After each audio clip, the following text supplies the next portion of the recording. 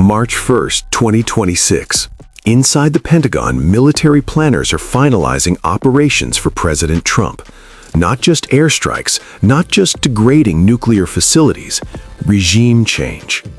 According to 3 U.S. defense officials speaking to the Associated Press, the planning has entered its final phase. Strike packages are being assembled, target lists are being refined, intelligence assets are being positioned across the region, and the objectives have expanded far beyond what anyone expected just weeks ago. Option 1. Strike Iranian nuclear sites and missile production facilities. Damage the program, set it back years. Limited objectives, precision strikes, in and out. Option 2. Target individual Iranian leaders. Decapitation strikes designed to eliminate key commanders and disrupt the regime's entire command structure. Remove the head and the body collapses. Option 3. Pursue regime change in Iran entirely. No massive ground invasion, no occupation force, just precision strikes, special operations, and a calculated gamble that removing the leadership will trigger the collapse of the entire system. Modern conflict never comes down to strength alone. Success depends on planning, coordination, and the ability to adapt when the map changes faster than anyone expects. That same principle sits at the center of today's sponsor, Supremacy World War II, a free online PvP strategy game built around modern global warfare. Every match you play lasts for weeks, which means your decisions can influence every step of the campaign. You begin by taking command of a real country and planning its future. From building up your economy to researching new weapon systems, you deploy tanks, submarines, and jets. Form alliances when diplomacy serves you, or take the initiative when it's time to move. You compete against as many as 99 real players operating on the same map in real time, each with their own strategy and ambitions. No 2 campaigns unfold the same way. For viewers who enjoy long-term strategy, this game rewards planning as much as it does decisive action. It's available on both PC and mobile, and new players that sign up from my link will receive the seasonal unit, the Elite Railgun, valued at $40, completely free. If you want a strategy experience that respects planning, coordination, and real-time decision-making, the link is in the description. Trump has publicly floated the idea. When asked about regime change in Iran during a press conference last week, he responded, "Would that be the best thing that could happen? It seems like that would be the best thing that could happen." He didn't elaborate on how. He didn't name who would replace the current government. He just said, "There are people." And now the Pentagon is drawing up plans to make it happen. This isn't deterrence anymore. This is preparation for war. And not just any war, a war designed to end the Islamic Republic of Iran. The shift happened quietly, almost invisibly. Just last month, the focus was on degrading Iran's nuclear infrastructure, strike the enrichment sites, destroy the centrifuges, set the program back a decade. Limited objectives, precision strikes, in and out. But something changed. Trump started talking differently. In interviews, in press conferences, on social media. Regime change would be the best thing that could happen. That's not the language of containment, that's the language of overthrow. And behind the scenes, military planners adjusted accordingly. According to the Associated Press, the Pentagon is now preparing for 3 distinct scenarios. Scenario 1, a sustained weeks-long bombing campaign targeting nuclear facilities, missile production sites, and Revolutionary Guard installations. This is the baseline, what most analysts expected: heavy airstrikes designed to cripple Iran's military capabilities without occupying territory. Hundreds of targets, multiple waves, a campaign designed to set Iran back a generation. Scenario 2, targeted killings of Iranian leaders. Not random commanders, specific individuals, high-value targets involved in command and control of the Islamic Revolutionary Guard Corps. The goal is to disrupt Iran's ability to coordinate a response, remove key decision-makers, create chaos within the regime's leadership structure, kill enough senior commanders and the chain of command breaks, Orders don't get issued. Units don't know where to go. The entire military apparatus freezes. Scenario 3, full regime change. This goes beyond strikes, beyond targeted killings. The objective becomes ending the Islamic Republic entirely and facilitating the rise of a new government. How that happens without a ground invasion remains unclear, but the planning is real and it's active. One U.S. official told the Associated Press, the 12-day war and Israeli strikes against individual targets really showed the utility of that approach. He was referring to the June 2025 conflict between Israel and Iran. During those 12 days, Israeli forces killed at least 20 senior Iranian commanders, including Major General Mohammad Baheri, Chief of Staff of the Iranian Armed Forces. That's not a tactical strike, that's a decapitation, and the Pentagon is studying how Israel did it. Targeting individuals requires precision, intelligence, real-time tracking. You can't just bomb a building and hope the right person is inside. You need to know exactly where they are, what they're doing, who's with them, and you need to strike before they move. During the 12-day war, Israel demonstrated that this is possible. They tracked Iranian commanders in real time, identified their locations, and struck with precision munitions, drone strikes, missile attacks, and special operations raids. The result? Iran's military leadership was gutted. Command structures collapsed, communications broke down. For a brief moment, the Islamic Republic was paralyzed. Now the United States is considering doing the same thing, but on a larger scale. One U.S. official cautioned that targeting individuals, quote, requires additional intelligence resources. Translation, you need people on the ground, signals intelligence, satellite coverage, human sources inside Iran who can provide real-time updates on leadership movements. The U.S. has some of this, but not all of it, and the official admitted it was unclear what intelligence the U.S. has on Iranian leaders who could potentially be targeted. That's a significant gap, because if you're going to attempt decapitation strikes, you can't afford to miss. A failed assassination attempt doesn't weaken the regime, it strengthens it.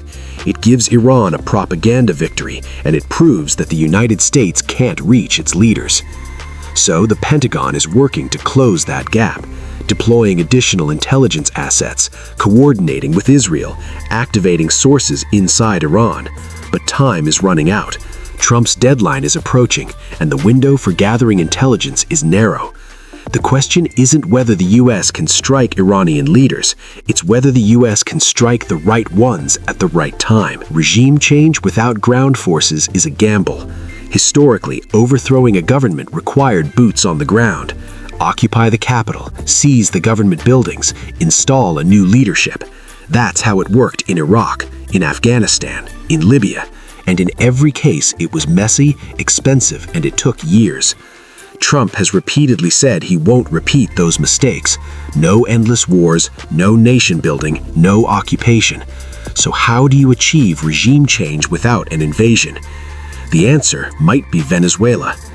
On January 3, 2026, U.S. Special Operations Forces raided Caracas and captured President Nicolas Maduro.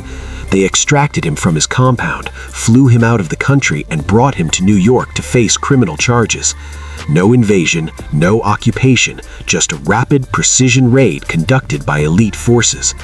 Maduro's government collapsed within days.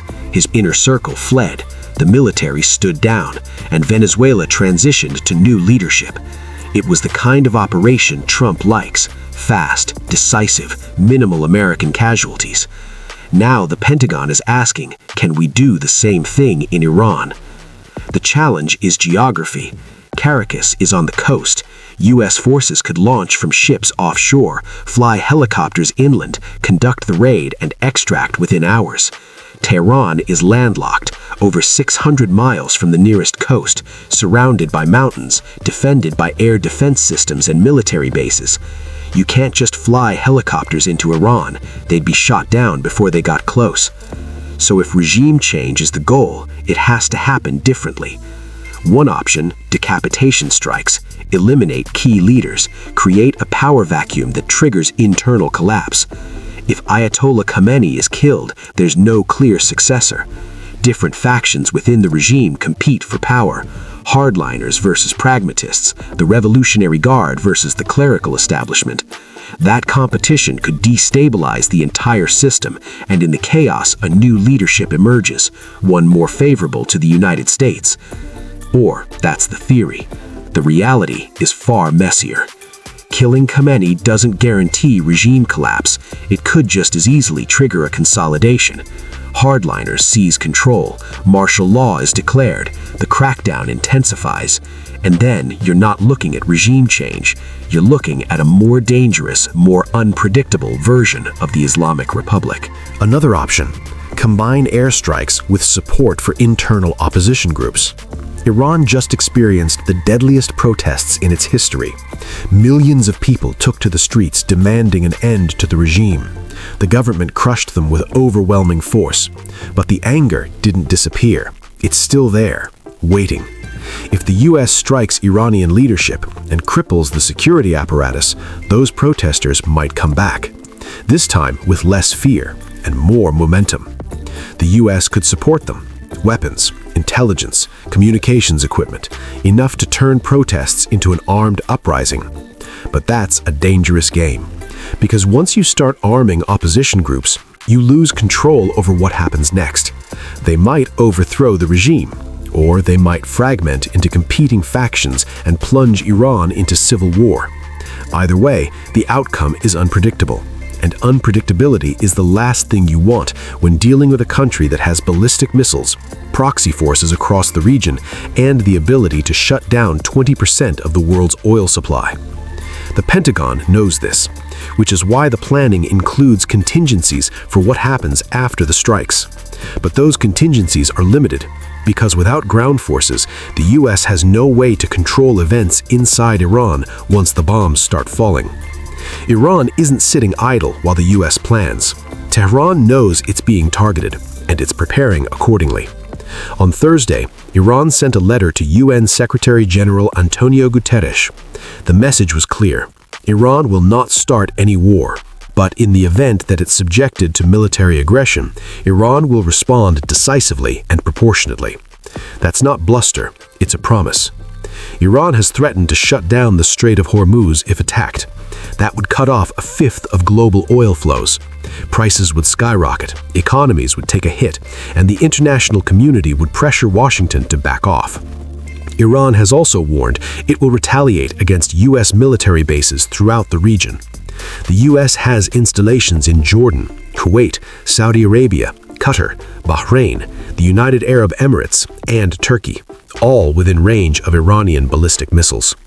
Last June, Iran fired missiles at Al Udeid Air Base in Qatar. Qatari air defenses intercepted most of them, but the message was sent: Iran can reach American forces. If the US kills Iranian leaders, Iran will strike back, and US officials fully expect casualties. One official told the Associated Press, "We fully expect Iran to fight back in the event of an attack, raising the risk of US casualties and a regional conflict." That's the calculus Trump is weighing. Regime change could end the Islamic Republic, but it could also trigger a wider war that drags in US allies and destabilizes the entire Middle East. On Thursday, a Russian warship joined Iranian naval drills in the Gulf of Oman. Moscow is signaling that it's watching, and it won't ignore a US attack on its partner. Russia isn't going to war for Iran, but it could provide intelligence, supply weapons, complicate US operations. China, meanwhile, remains silent. But Beijing is Iran's largest oil customer, and China has a vested interest in preventing the US from controlling Middle Eastern energy supplies. All of this adds layers of risk to an already dangerous plan. The diplomatic track hasn't closed yet, not completely. On Tuesday, Iranian and US negotiators met in Geneva. Iranian Foreign Minister Abbas Araghchi said both sides have agreed on guiding principles for further talks. But White House Press Secretary Caroline Leavitt quickly clarified, we're still very far apart on some issues. Iran has resisted making major concessions on its nuclear program.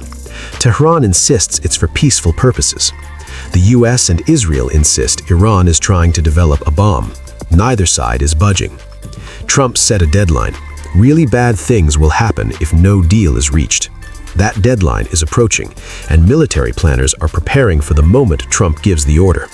A senior U.S. official said Iran would submit a written proposal addressing U.S. concerns, but it's unclear whether that proposal will be enough to prevent strikes.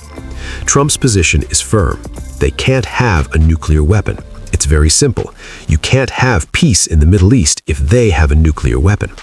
Translation: either Iran agrees to dismantle its program, or the U.S. will do it by force. And now, by force doesn't just mean bombing nuclear sites, it means removing the regime entirely.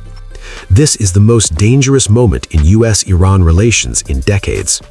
2 carrier strike groups are positioned off Iran's coast. Over 120 combat aircraft are deployed in the region. Intelligence assets are gathering data on Iranian leadership. Strike packages are being finalized, and the objective has shifted from containment to regime change. Trump has done this before. He authorized the raid that captured Maduro. He approved the strike that killed Qasem Soleimani in 2020. He's shown a willingness to take risks that other presidents avoided. The question now is whether he'll order the most ambitious military operation of his presidency, one designed not just to damage Iran's capabilities, but to end the Islamic Republic entirely. The clock is ticking, the military is ready, and the decision rests with one man. So here's a question for you. Should the United States pursue regime change in Iran? Can it succeed without a ground invasion, or is this a gamble that risks triggering a wider war the U.S. can't control? Drop your answer in the comments below. This is happening in real time. If you made it this far, hit like and subscribe for continuous coverage of this developing crisis. No speculation, just facts as they emerge. And if you want to support the channel, join the fleet. Loyalty badges, priority responses, and exclusive updates. Click join and get on board. The deadline is approaching, the targets are locked, and the world is waiting to see if Trump pulls the trigger. I'll see you in the next one.